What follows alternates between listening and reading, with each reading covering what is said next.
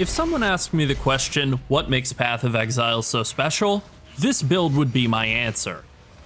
Hi, it's Larold, and today I'm going to talk about the Self-Ignite Magic Find Chieftain.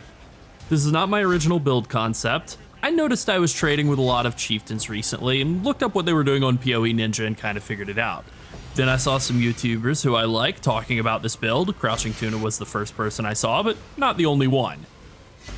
With that being said, I decided I wanted to give it a try and see if I could put my own spin on it. And I think I have. I never really play Magic Find builds ever, but I couldn't just spend all of Affliction League not playing any kind of Magic Find at all. And I think I've been converted. This is one of the most fun builds I've ever played. I'm having a blast, literally, because this is a build that automatically blows enemies up. There is a name for this, it's an Autobomber, very creative build type, not so creative name. As for what makes the build special, it basically deals passive damage. It has screen clearing explosions, but all of the ways that you deal damage are automated. It bases most of its damage, 99% of it, on enemies' health pools, so it can very easily fit in Magic Find gear and massively scale its defenses. This makes it virtually unkillable. It's also super simple to gear. It is a Magic Find build, so it mostly wears uniques, and that means there's very little crafting required. It's also easy to hit the elemental res cap because it's a Chieftain, and it ignores stat requirements due to elegant hubris.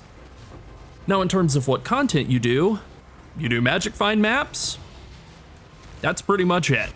You can do a variety of league mechanics though. I've played around with quite a few. I played with Abyss, Strongbox, Beyond, Harbinger, Breach. I even found Legion went surprisingly well, which I wasn't expecting. I did a little bit of shallow delving, like the opposite of deep delving. Very easy early on delving as soon as I'd finished up the campaign, like at level 72 with this build, and it went surprisingly well. It was very fun. What you don't want to do is bossing. You do no boss damage. You really don't do anything other than mapping, but what else do you need? It's a one-purpose build that absolutely demolishes the one purpose it's built to do, and for me, that is perfect. Now let's talk about how expensive it is to set up. The expense ranges on this primarily based on how much you spend on corruptions and good rolls. A basic build with 0 good corruptions is actually super cheap for a Magic Finder.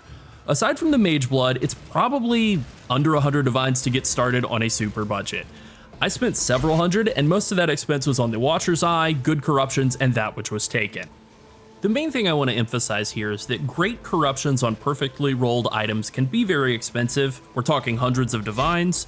But the same items with, like, instead of a 20% quant roll, a 19% quant roll, or just an off-meta corruption can cost literally 1 to 2 divines, like 1/100th as much as a perfect version. And that is totally acceptable for getting the build started. Cluster Jewels can be a little expensive. They're the main expense in the budget version of this build. You can save some money by crafting them yourself, but it is pretty annoying and time-consuming. And finally, Mage Blood is not mandatory. It never is really, but it sure makes things easier. It fixes your resists and it makes you massively tankier. It also makes you move a lot faster. It doesn't improve your damage. You could run a Stygian Vice with good stats instead. It will be slower, but it is absolutely still functional. Alright, so let's just go ahead and jump in game here, and this is my character, Baja Blast Extra Sugar. It is level 100, and we'll just start with a breakdown of the skills that we use. So our main skills here are Desecrate and Detonate Dead. Desecrate spawns corpses for us to explode, and Detonate Dead blows them up, dealing damage based on the amount of life that they have. Now obviously walking around and just like doing this, that's pretty tedious, that's not going to be fun for anyone. And so the way that we automate that is by using Cast when Stunned support in both of the 6 links. We have Desecrate in this 6 link, and Detonate Dead in this one. We also, just to cover the support gems real quickly, we have Awaken Deadly Ailments, Awaken Unbound Ailments, Awaken Burning Damage, and Life Tap in our Detonate Dead setup so that it doesn't cost mana because we're reserving all of our mana. That's why we need the Life Tap, and then the other 3 are just because they add the most damage. In the other 6 link, we have a bunch of utility skills in that Cast when Stunned support. We have Life Tap, so that we can afford to cast any of them. But then we have Righteous Fire, just to add a little bit of extra damage, Steel Skin to give ourselves a defensive barrier and also occasionally remove some bleeds, Desecrate to spawn the corpses that we need to detonate the dead with, and Enfeeble to curse enemies, make them deal less damage to us. Alright, so these things automate, we automate them with Cast when Stunned. And how we get ourselves to be stunned by basically every hit that comes in is by taking this energy shield mastery right here. Stun threshold is based on 60% of energy shield instead of life. So normally the way it works is if you get hit by an attack that deals over 50% of your maximum life, you will be stunned. That's like guaranteed. That's a pretty big hit. That would kill us. We have a pretty large life pool here, 4,200. I mean, not huge, but relative to the amount of damage that we're going to be taking from hits, it's quite big. So by using this and then just having this teeny tiny little energy shield, like 157 or so, we're basically getting stunned by every single hit that comes in. So that's automating all of these other spell casts. We also get a couple of other really nice pieces of utility out of that. If I can find them here, we have Immutable Force, which gives us a massive increase to stun and block recovery. Upwards of 900% stun recovery feels pretty good to me. A lot of people swear by 950% as kind of the minimum they need. But to be honest, I feel fine at 900%. I'm not really doing anything that I need to like not be stunned for. I'm basically just walking around. Sometimes I will get stunned while trying to walk around and that'll stop me. I kind of just like to imagine that my character is forgetful, like he doesn't remember what he's doing. The other gem that we're using here is Blood Notch, 59%. This is a pretty good roll. Good rolls are more expensive. That's sort of the same situation with Immutable Force. That's why I went with something in the low 900s instead of above 950. Save a bit of currency on that, but anywhere from 40 to 60% of damage taken from stunning hits is recovered as life. So you get a lot of health back whenever you get stunned, and since you're getting stunned with basically every single hit, you're getting a lot of life back all the time. So it's really, really hard to die because of this set of interactions. Now, the main way that we deal damage, the main way that we clear is on-death explosions. Detonate Dead is sort of like just the mechanism by which we get stuff to die and then trigger on-death explosions, which come from Hinekora Death's Fury from our Ascendancy. This makes clearing packs super quick. You just have to kill enough enemies to get one explosion and then everything is dead. The problem is that doesn't carry throughout a map.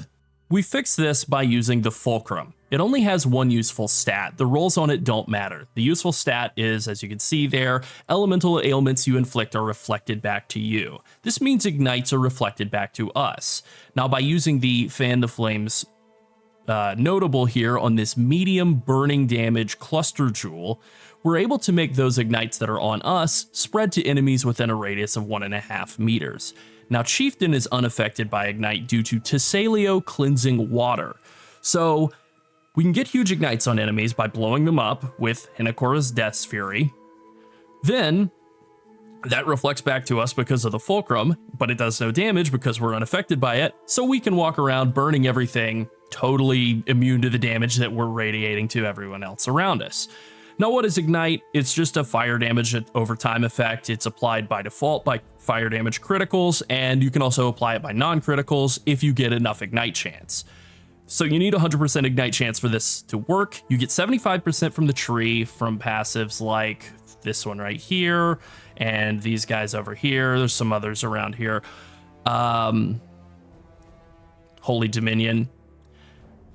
But that means you need 25% chance somewhere else. You can get it as a flask suffix. You can very easily get it as a flask suffix. You can get it as a that which was taken roll, or you can get it as a prefix on Corvine Charms.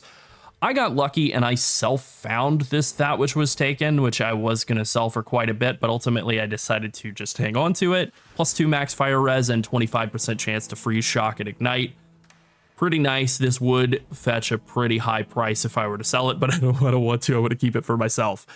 Increased ignite duration from our body armor and passive tree are also really helpful for making this ignite that we're spreading onto enemies and also ourselves last a lot longer and be more useful as something that we can pulse out onto other people. So the ignite duration on enemies roll from the Cloak of Flame, that is a number that you want to be pretty high. That's really helpful to have a higher number.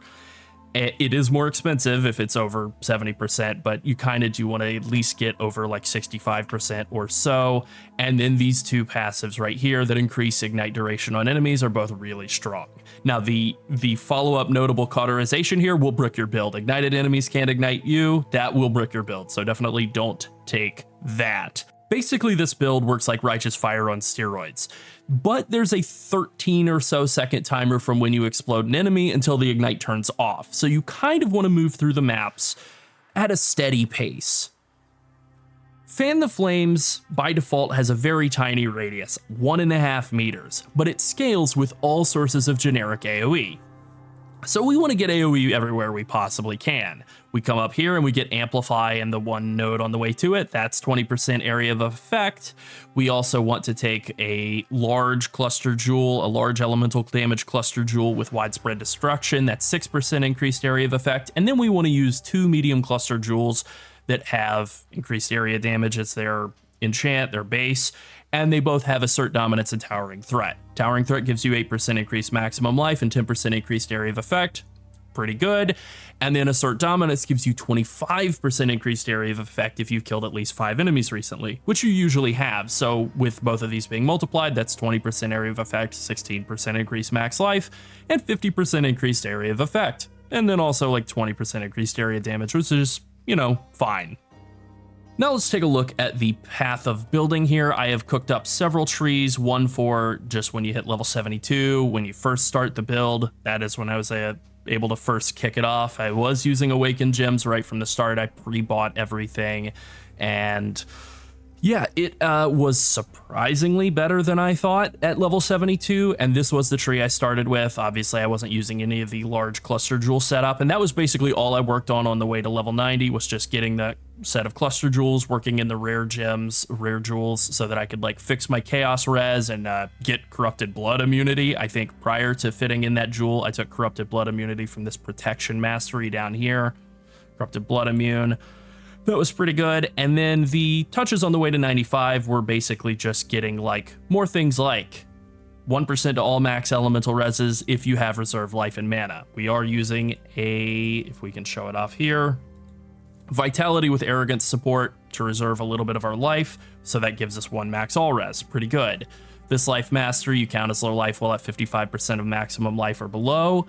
This is useful because we are using Petrified Blood, which makes it so that you're only able to restore your life up to low life. So if that goes up to 55% instead of 50%, that's a pretty significant increase to your just normal amount of life that you're walking around with all the time. Taking this life mastery that makes it so you have increased max life if there are no life modifiers on your equipped body armor. Well, our equipped body armor is Cloak of Flame. There's no life mastery there, so that's pretty good. Now, just to quickly run through the Ascendancy, which I've already kind of mentioned, there's really nothing in this Ascendancy that we're not using like to its full value. It's kind of impressive. Hinekora Death's Fury is totally the entire engine by which this build does its damage. Chesaleo Cleansing Water makes it so that we're able to live when we reflect ignites back onto ourselves, but also it makes it so that we're able to cap our cold and lightning resist very easily. Valakos Storm's Embrace makes it so that we're able to have this massive cold and light res that we have. Like I have 89 all res and then 90 light res. That's incredible. Without Valako, we'd be in the 70s on cold and light res. Way less tanky.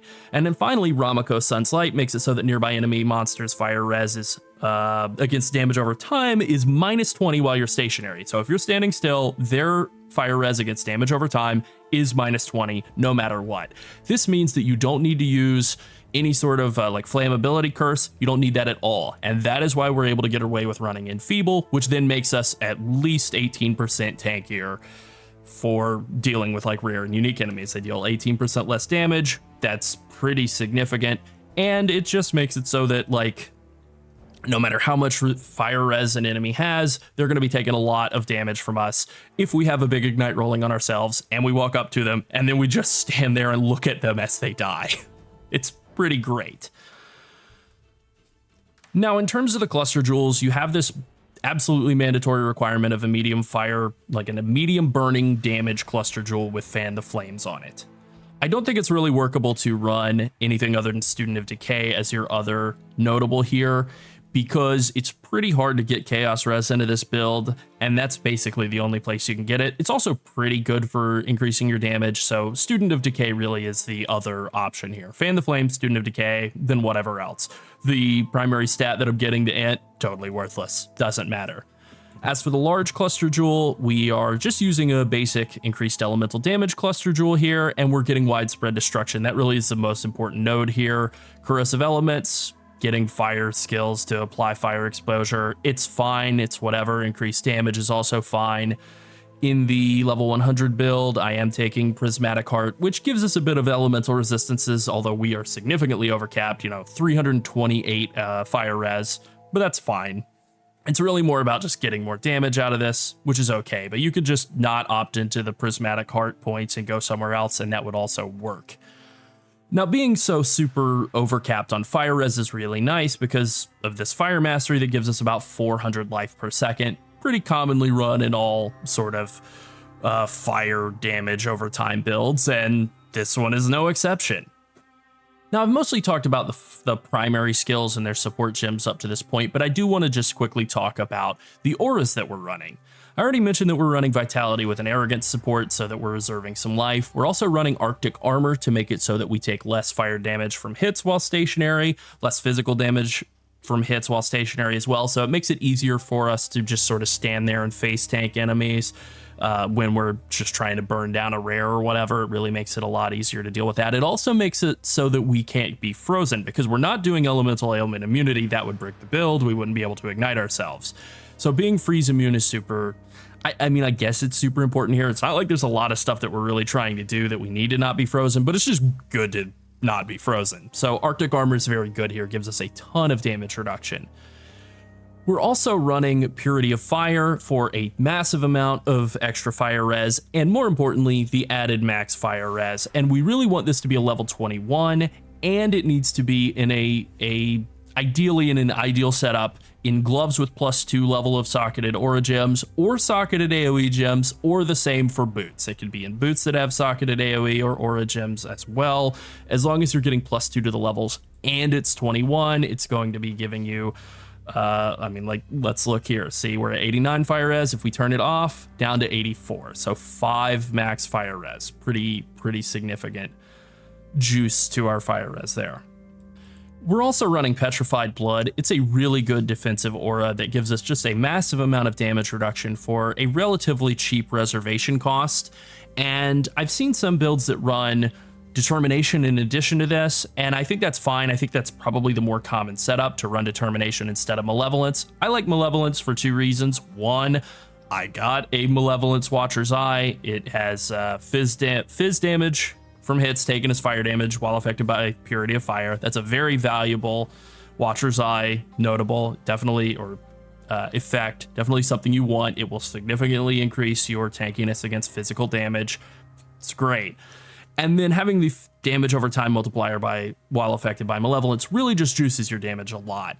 You don't have to run Malevolence. You could run Determination instead. The reason I chose to go with Malevolence is I wanted more damage, and I really wanted that Watcher's Eye to be useful. And because we're doing blue altar farming, you really commonly run into one of the downsides, one of the negative affixes of blue altars that reduces your physical damage reduction by a massive amount, like 60%. That doesn't necessarily totally nullify the value of Determination, but it really does a lot. And especially against more dangerous enemies, it does get pretty close to just totally zeroing out Determination. So rather than running an aura that can basically get shut off all the time, I kind of would rather just have more damage. I gotta say, I think I died one time on the way from 99 to 100, and I was doing very juiced maps. So even with this more damage-oriented setup, I've had no problem staying alive at all. And finally, for mobility purposes, we use Phase Run. We just put that on our left click. We use Increased Duration and Life Tap linked to it. And then we also use Frost Blink for little bits of mobility here and there, and we have that linked to Life Tap as well. Now, there is one optional skill here. I'm using a Vaal Breach Portals gem. This is pretty expensive. Like, if I actually look at the price here, yeah, it's like 12 to 15 divines, and I can't really show it off in my hideout here because I don't have any souls, but as you can see, the cast time is 2.5 seconds. I don't have anything speeding that up, which kind of sucks. It makes it so that the cast is really slow, and if you get hit during the cast, you'll be stunned. It will consume all your souls, and it won't summon the breach. So The Vaal Breach concept is good if you are able to link it up to a faster casting support. Like, let's say you don't run Righteous Fire in this gym setup here, and you just run a 5 link here, and you put Arctic Armor in the 6th slot. You could have 2 links here to link up a Vaal Breach to a faster casting support in your boots. That would bring the cast time on the Vaal Breach down to, let's see, I think I have a faster casting support here, right here. It would bring it down to about 1.5 seconds, which is still very slow. I played around with doing that, and I still found it to be prohibitively slow for casting Vaal Breaches in most combat situations. You really just want to be in a situation where you can run like at least a full screen away from an enemy, cast the Vaal Breach, and then a bunch of enemies will spawn out of it. They don't give you anything except for bodies to blow up and start an ignite chain, but you can use that to then kill off a rare. So I've been hanging on to it, but I'm not totally thrilled. I think you could drop the Vaal Breach entirely and instead run a banner and run a charm that has the prefix of banners have no reservation cost, the like champion styled prefix, charm prefix, and I think that would probably be better. You would run a Defiance banner that would reduce enemy crit chance, just make you quite a bit more tanky. Now let's talk about the defensive layers on this build. I've kind of already mentioned, but I have 89% all res. I have Defiance of Destiny, which gives you 42% of missing unreserved life back before being hit by an enemy. I did play around with using Arrogant Support to reserve a banner, but that reserved a substantial amount. It really cut into the value of Defiance of Destiny, so don't do that. Now we are enchanting or anointing Vampirism on our neck, and that's because we're taking these 3 life recoup nodes. So these 3 give you 30%, and Vampirism gives you another 12, so that's 42% recoup. As I already mentioned before, we have the Immutable Force and Blood Notch and Energy Shield Stun Mastery giving us a significant amount of health back, about 59% of every hit that we take. We have Petrified Blood, and our low life is at 55% max health due to one of these life masteries right here. We also have 800 life per second or so in terms of base regen. If we look here, 788, and then I have a Hypnotic Eye Jewel that gives 0.8% of life while moving, so some are rare, around 800 life per second, and a lot of that is coming from the Vitality. Like if we turn off Vitality, we lose 300 of that, 250 of that, so that's pretty significant. We also have massive amounts of crit damage reduction. I'll show that off in the tree here. We're taking this mastery here from Juggernaut, which gives us a lot of max life, so it's good to have on its own, but then we also get 30% reduced extra damage from crits from the mastery here. Additionally, we're coming up here into this otherwise kind of worthless wheel and taking Sanctum of Thought. Now, we don't really care about the max energy shield. It's actually kind of harmful, makes it less likely that we'll get stunned by very tiny hits. The increased armor isn't a big deal. We only have like 600 armor, but the reduced extra damage from crits is huge. We're also taking this mastery that makes us take 10% of physical damage from hits as chaos damage, which is another massive increase to our effective health. And then finally, I am running a reduced extra damage from crits corruption on chest. I wasn't running this initially. I was immediately able to tell the difference once I popped from running like none of these sources of extra crit damage reduction. Like I have 110% minus enemy crit extra damage. That's great. Before I switched to this, I don't remember what I was running. Not a life corruption, but something, maybe less fire damage taken or something. This was pretty significant. I have seen some people run 1 max all res as their chest corruption. I think reduced extra damage from crits is better, but it is more expensive, so that's something you kind of have to balance out.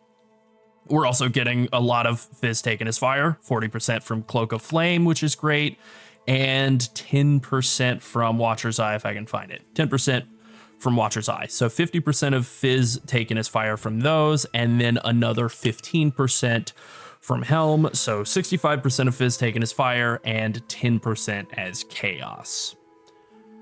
Pretty good. All right, how do we fix mana? We just run life tap in everything that would need to cost mana, basically. We have nothing that we cast that doesn't cost life. We're running life tap in our mobility setup, we're running life tap in our utility setup, we're running it in our main damage setup. All right, now let's talk about gear. Most of our armor is uniques. Our weapons are unique that doesn't have rolls that matter, which is great. Our rings are both uniques, and our chest is a unique Like, our gloves are uniques, our belt's unique, our boots are unique, our neck's unique. The main thing that you're going to look at that you'd like, okay, this is a one piece of gear that is not a unique, it is a rare, is your helm. This is a fairly important craft, and I'm just going to walk through how to craft it real quickly. I will just pull up a browser and show it off in Craft of Exile. Basically, you want to start, we'll go right into the emulator here. You're going to want to start with a helm that has a chaos fractured suffix. So it doesn't need to be any sort of anoint or anything. We'll just start off with a T1 chaos res fracture. Okay, there we go. Now, what we want to do is we want to take Essences of Loathing, and we just want to spam those on it until we're happy with what the other suffix is. So lightning res, that's okay. We could convert that to fire res with the harvest crafting bench, and that would be pretty good. Int, dex, strength, we don't really want those. That's basically a dead suffix. Okay, there we go. We have increased mana reservation of efficiency of skills, we have chaos res, and we have fire res. Perfect suffixes. Now what we can do is we can use Eldritch currency to finish off our prefixes. So we start out by putting an Exarch implicit on the item, and then we can just basically use Exalt and Null. Now, technically speaking, because our suffixes are full, you don't have to use Eldritch Exalts. You can use regular Exalts. That might save you a little bit of currency, but basically what you're looking to do is just get yourself to a life roll on the prefix. I mean, like, this is insane. What I've just accidentally stumbled my way into making here is basically just get a life prefix along with mana res, efficiency of skills, chaos res, and then something good. It could be rarity, it could be fire res, it could be life regen, it could be basically whatever. And then you want to craft, if I can find it here, you're going to want to craft Fizz from hits taken as fire damage. And you'll reroll that until you hit 8%. This is sort of the cheapo way to do it. I one-tapped my helm. Like, if we look at this, I tapped one Essence of Loathing on it, and I got this. And I said, yeah, I'll stick with a tier 3 rarity of items and like a tier 3 life. Like, I can accept that. That's completely fine. And then for implicits, what you want to go with is the Eater of Worlds implicit Fizz damage taken as lightning or fire or cold, just something other than physical. And then the Searing Exarch implicit, either fire damage taken recouped as life or area of effect. That's also a pretty good Searing Exarch implicit, and that's basically all it takes to craft this. Now, if you really want to get like nutty with it, you can lock suffixes and then use Veiled Chaos and hope to get the higher level Fizz taken as fire, but you're basically just going to go from getting 8% as the crafted Fizz taken as fire up to 10% as the veiled prefix. All right, I just want to cover a couple of other things about jewels here. I already mentioned that I'm using one rare jewel just for corrupted blood and another to fix chaos res. You can kind of consolidate that into a single jewel if you want. That's fine. And finally, I just want to cover the way that we're fixing all of our stat requirements, and that is an Elegant Hubris with coins to commemorate Caspero. That's important. It needs to be dedicated to Caspero. We socket it right here, and we take this notable, which without the jewel is Eternal Youth. Terrible. We obviously like build bricking notable, very bad for us, but it gets converted by this timeless jewel into Supreme Ostentation, which makes it so that we don't get any bonuses from attributes, but we also basically don't have any attribute requirements. We don't really need any attributes, and that's why we don't want any on any of our gear. You can use the Timeless Jewel finding tool down here to search for an Elegant Hubris of Caspero with good notables. Now, the only real notables that you want, and you can set this up with, make sure you set this up with a filtered distance, node distance of 1. Like, if you're not spec'd into either of these two nodes here, you can set that up so that this will check 1 node away from everywhere that you've already pathed to. You also want to make sure that this is set at the correct jewel socket, which is Eternal Youth. And then you want to look for the important nodes, and there's really only like 2 or 3 important nodes. There is, what is the name of it here? Superiority is pretty useful. It just gives you 12% increased aura effect. That's pretty good. just in terms of our overall value. With Eyes Open gives you a bunch of chaos res that can certainly help with, well, with capping your chaos res, especially if you're not using a mage blood. Most of the rest of these are pretty worthless. And what is the name here? Discerning Taste. This is the one that we really want. It gives us 40% rarity. Getting a double Discerning Taste Timeless Jewel, there aren't a lot of them, is very expensive. So we click generate and then we click search, and then we can use this to copy trade URL, and this will search. If we throw this into a browser tab here, it will search for jewels that fit that criteria. 200 divines, very expensive. Now you don't need to fit that set of criteria. You can just simply buy a Caspero Elegant Hubris and not worry about the notables initially, and that's fine. Eventually getting a Discerning Taste, I mean, it is more rarity. It's nice, but the difference between like an Elegant Hubris dedicated to Caspero with no useful notables and one with good ones is like 2 divines versus 200 divines. And finally, just to finish up on gear here, I just want to talk about the charms I'm using. You really have 2 options. A lot of people will just run 3 of this type of charm with a prefix, the Chieftain prefix. It's just emulating Hinekora Death's Fury. It gives you a 1% chance for enemies you kill to explode, dealing 500% of their max life as fire damage. A lot of people will try to get this on their that which was taken, and all 3 of their charms, and that'll give them 9% explode chance. Pretty good. I have opted to do 2 of those, and then in the interest of being more tanky, I got a +2 max fire res, which that is a suffix. You can technically get both of those on the same charm, but it's very expensive. So I went with chance to block attack damage on the suffix on these charms. It's okay. And then I just went with a prefix of every 4 seconds, regenerate 20% of life over 1 second on this max fire res charm. 7% chance for explosion. I've found it to totally work. Maybe 8% would be significantly better, but I kind of played around with it for a little while because I had 3 of this charm and I didn't really see much of a difference. So yeah, I think this setup is very good and it makes me extremely tanky, which is great. You could run the free banner prefix instead of that life regen prefix on the max fire res charm, and that would, I think, work out maybe a little better if you're willing to dedicate a skill gem socket to a banner. Now, in terms of build disabling mods, there are a few. In fact, I will just pull up my regex here and just kind of look at these right here. Okay, players can't regen mana. No regen, obviously, is not going to work for this. Less recovery of life is not going to work for this. I don't want to do reduced effective non-curse auras from skills on basically any character, any build ever. And then minus max player res, since we are converting so much of the physical damage we take. I mean, 75% is getting converted either into fire or into chaos, so I just don't want to deal with that. And then finally, monsters have a chance to avoid elemental ailments. This is, I think, starts at like 70%, so with increased map effect, it's over 100%, which means you can't ignite them, which means you can't do anything. The build doesn't work. So this is the main, like, undoable. Monsters have chance to avoid elemental ailments. Totally not doable. No regen, also not doable. This, really not doable. The other 3, very annoying. I wouldn't want to do them, but technically you could, but I wouldn't want to. Okay, let's look at Pantheons. We're using Soul of Linares for more move speed, for more damage reduction, for more whatever else, just basically those 2 things. We are using Ralakesh to reduce the amount of damage we take from bleeding. You know, we don't want to get bled and then be walking and just suddenly bleed out very quickly. We don't really have any way in our flasks to remove bleed. Like, I'm using a Divination Distillate for more magic find stats. Like, without it active, I have 50% quant and 268 rarity. With it active, 62 and 297.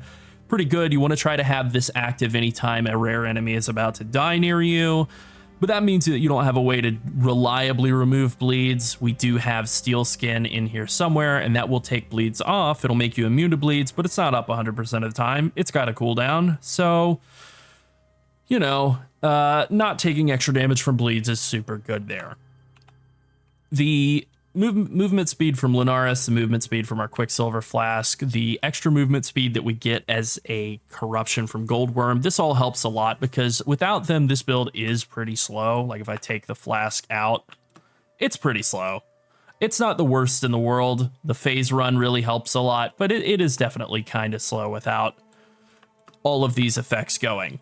Now, the Gold Worm increased move speed corruption is pretty expensive, and the gloves, aura, or AoE gems corruption is pretty expensive. You can do an aura or AoE gem boot corrupt. That's fine. 10% move speed isn't that bad of a thing to lose.